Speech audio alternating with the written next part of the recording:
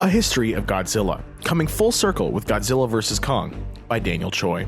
Everybody knows the King of Monsters, but maybe not where he came from. Here's a timeline of the Godzilla franchise from the original in 1954 to the present day.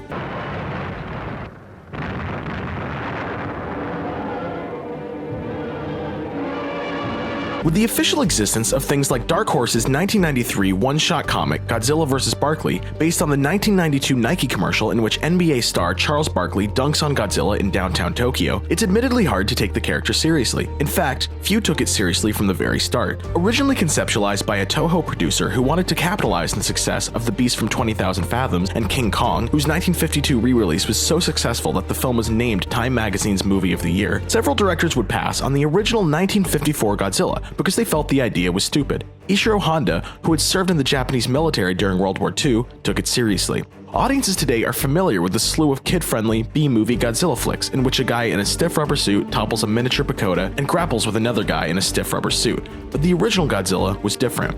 1954, the original Godzilla, son of Fat Man and Little Boy. It begins calmly with a scene of crew members relaxing aboard a Japanese fishing vessel. We hear nothing but the rustic melody of one sailor's harmonica, accompanied by another's guitar. The rest strode about carelessly on the deck, lounge and play games. Abruptly, the music and tranquility are interrupted by an explosion. Perplexed by a light that emanates from the sea, the resting sailors come alive and flock to the portside bulwark. With a blinding flash, the ship is sunk. Compare that to Matakichi Oshii's first-hand account of the Lucky Dragon 5 incident, in which a Japanese fishing boat was contaminated by nuclear fallout from a US nuclear test on March 1st, 1954.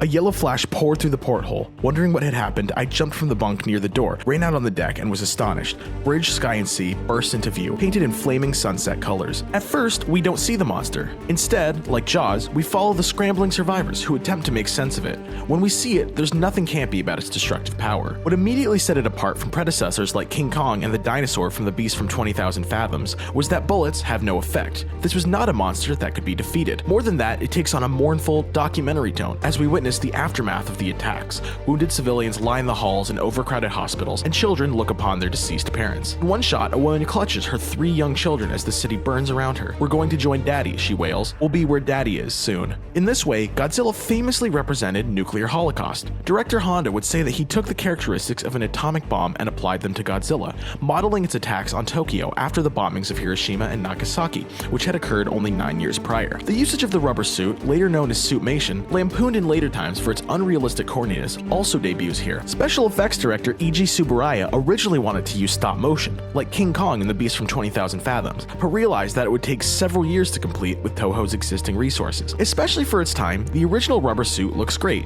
because much of the film takes place at night. In addition to the frequent usage of close-ups and low camera angles, Honda's Godzilla is sufficiently menacing, still not convincing to modern audiences, but artfully executed. Contrast that with B-movie sequels in which wide shots, flatly lit, fully reveal the rubber costume's absurdity and stiffness. Universal Horror and Kaiju. Despite selling approximately 9.6 million tickets, Godzilla, which had been predicted by skeptics would flop, received mixed to negative critical reception. Nevertheless, it spawned a new, distinctly Japanese genre of monster films that's now referred to as kaiju cinema. To capitalize on the success and momentum of Godzilla, a sequel was quickly produced and released the following year, without Honda as director. Godzilla Raids Again. Though underwhelming, it's notable for introducing Anguirus, an opposing kaiju for Godzilla to do battle with. This concept, reminiscent of the Universal Monster Rallies, would become the template for Godzilla movies to come. Speaking of Universal monsters, you don't tend to associate Frankenstein's monster with Godzilla, despite the fact that they have 3 key features in common. They're both classic movie monsters, they're both lamentations of scientific hubris, and they both belong to shared cinematic universes long before the Avengers or the MCU even existed. Universal Pictures would capitalize on the success of their 1930 horror films like Dracula, Frankenstein, and The Mummy with crossover flicks, Monster Rallies. Starting in 1943 with Frankenstein Meets the Wolfman, this would also become a staple of the kaiju subgenre. 1962, King Kong vs. Godzilla.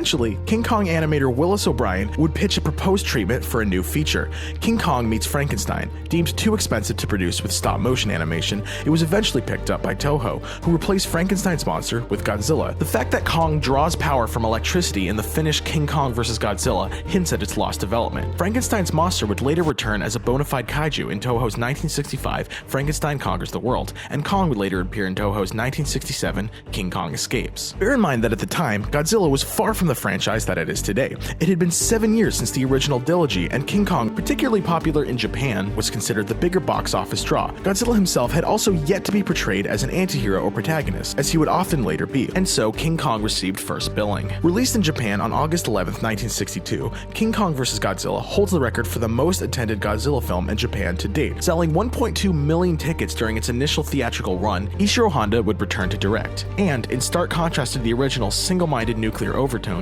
wanted King Kong vs. Godzilla to be a satire of Japan's television industry. As various monsters awaken and begin to do battle, TV companies use the opportunity to gain the upper hand in a never-ending ratings war.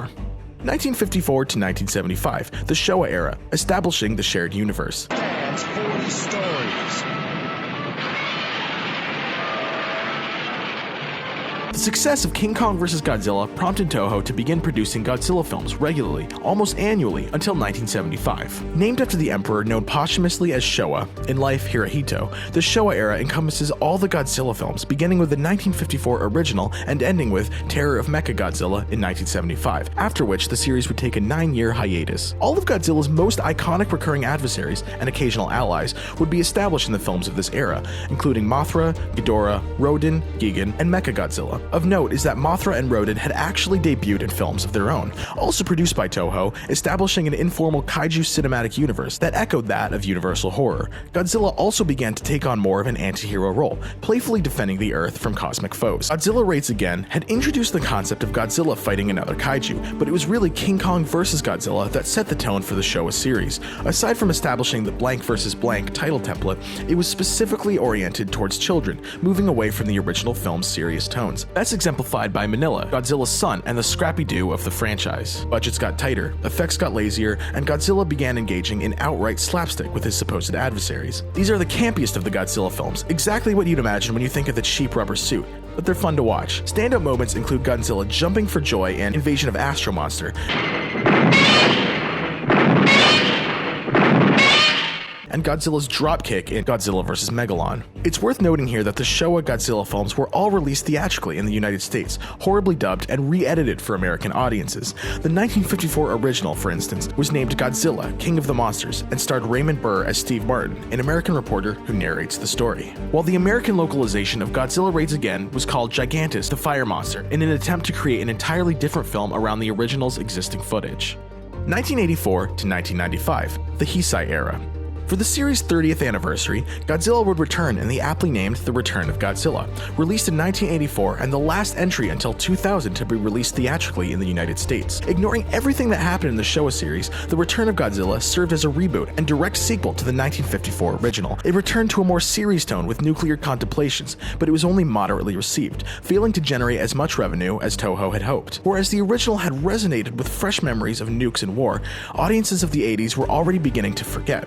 Deciding instead to refocus on the monster versus monster aspect, Toho would return in 1989 with Godzilla vs. Biollante, often regarded today as one of the franchise's underrated gems. Still, box office performance remained only adequate. None of the Hisai films would come close to matching the commercial performance of King Kong vs. Godzilla, but they're all rather creative and unique. Godzilla vs. King Ghidorah, for instance, features a time travel plot that is actually kind of interesting, and Godzilla vs. Mothra and Godzilla vs. Mechagodzilla 2, while not as iconic as their Showa counterparts, are solid flicks and worth a watch. The Hisai era would come to an end in 1995 with Godzilla vs. Destroya, originally announced to be the series' final installment, heavily promoted by Toho as featuring the death of Godzilla. The film actually lived up to its promise, with a simple but awesome premise. Godzilla's heart is really a nuclear reactor, and it's on the verge of a meltdown. Of course, Godzilla wouldn't truly die, but before Toho brought the character back, Hollywood did. TriStar Godzilla, 1998. That's a lot of fish. TriStar's 1998 Godzilla, starring Matthew Broderick, is an infamous misstep that would stall the creature's Hollywood debut. When asked if he was a Godzilla fan, director and co-writer Roland Emmerich said, "They were just the weekend matinees that you saw as a kid, like Hercules films and the really bad Italian westerns. You'd go with all your friends and just laugh." Regardless of any other problems that one might have had with the film, fans were appalled above all by the TriStar's Godzilla's complete lack of actual Godzilla characteristics, from its basic size, appearance, and behavior, to the fact that it's ultimately killed by a few basic missiles. One of the character's defining traits is that the army can't scratch him. Of the film's multitude of problems, it can simply be said that in pursuit of a more realistic portrayal, ostensibly to better serve Western audiences, the TriStar Godzilla stripped its titular creature of any characteristic feature. Toho would even go as far as to officially rename TriStar's creature to Zilla, including it in a later film just so the real Godzilla could kick its ass. Millennium Era. Under high pressure from fans, Toho would revive Godzilla in 1999 with Godzilla 2000, Millennium. Like the return of Godzilla, it served as a reboot that ignored everything but the 1954 original. It's a great, cheesy Godzilla spectacle, met with lukewarm reception at the time.